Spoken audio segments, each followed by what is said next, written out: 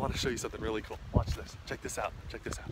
So I'm here at St. Michael, Azores, and there is a Forte di San. Okay, basically it's a fortress. Okay, it's a fortress.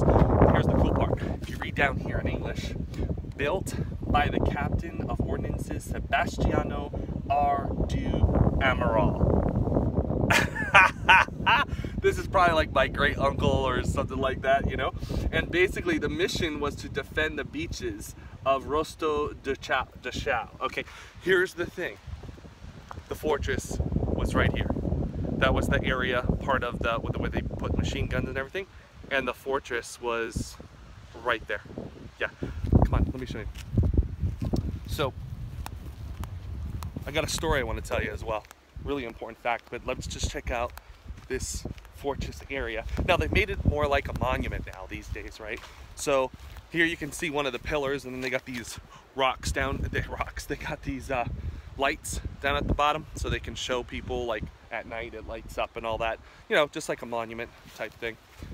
There's another one there. There's 3 of these. Bam, 3.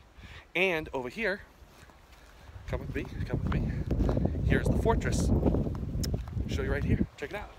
There's the old fortress. Obviously, it's not built anymore. It's come down. There is kind of this like unique. I might have to shoot another video with the light on, but there is a hole and a passageway right in there. And let's come up here. Come on, come on. I know it's a little climb, but you can do it. You can do it. All right, right here, you can see the end wall where it ended, and some other rocks that have fallen there from the walls that used to be up here. Okay, and yeah, the fortress used to be here, and obviously some pieces probably fell into the ocean or became this rock and rubble and all that stuff. But here's the thing. Here's something important that I want to share with you. Oh, and by the way, there's beaches on both sides. Nice, beautiful beach over there, another beach over there. Here's something very important that I want to share with you. This fortress was part of a mission. It was part of a goal and a dream that the captain, Amaral, envisioned. And he wanted it and needed it. He found a need and wanted to protect this little village that I'm actually staying in. Here's the thing. It was part of the mission. It was never completed. It was never finished. So I have a question for you. I have a question for you. Have you ever started something and never finished it?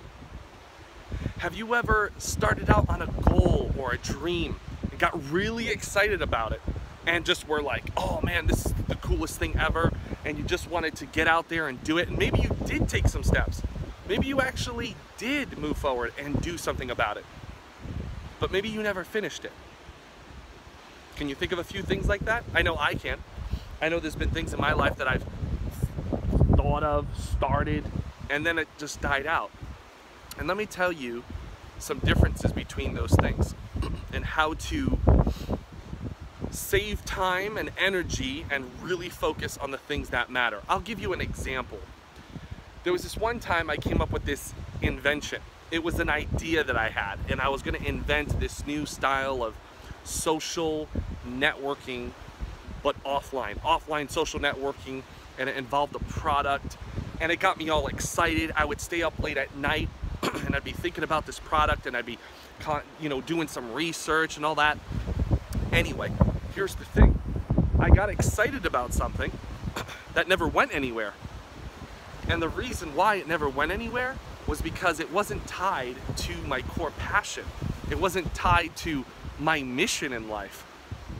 It was just an idea that I had, a really cool, fascinating idea. Now, don't get me wrong, ideas are great, and yes, we should chase our dreams, but it wasn't tied to my mission. So that means that fuel for that idea would only last so long. It would only allow me to go so far. It's like a burst of nitrous on a car. It would just allow me to just burst and go for a period of time, and then it would just die out. When you tap into your true calling, your mission, your passion, it's actually legendary. It's something that never dies. It just keeps on going and growing with you. So what I'm saying here is that don't get distracted by the exciting little ideas that come up that try to snatch you away from your big vision, from your goals and your dreams.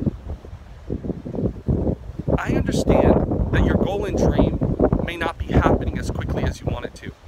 It may not be changing your life or impacting others' lives or helping you leave your mark in the world right away. The best things in life are built, they take time. They're masterpieces, they don't happen overnight. The best things in life and the people that leave their mark or become a legend or touch millions of lives or make millions of dollars, it's not overnight. The overnight success is actually 15 to maybe even 20 years in the making before it even becomes an overnight success. So I think there was a famous quote one time that was said that, yeah, I became an overnight success. It only took me 15 years to get here. I think I heard that quote from an interview at some point. But get my point here, that don't get distracted by the little ideas and those exciting moments that you think are going to just revolutionize the world. Let it be true to your core. Let it be true to your mission, your true desire. This is why knowing the real reason why you're here, what your calling is so important. Knowing your mission is so important, because then you can see these little distractions that will come up and be like, they'll just distract you. You'll be able to say, no, that's not part of my mission. So a tip for you, in order for you to stay focused, is whenever you get excited about something, you want to start something new and this new idea arises, you have to ask yourself, is this aligned with my mission? Is this true to my core? Is this part of where I'm going, or is this just a distraction? If it's a distraction, then you got to stop it right away.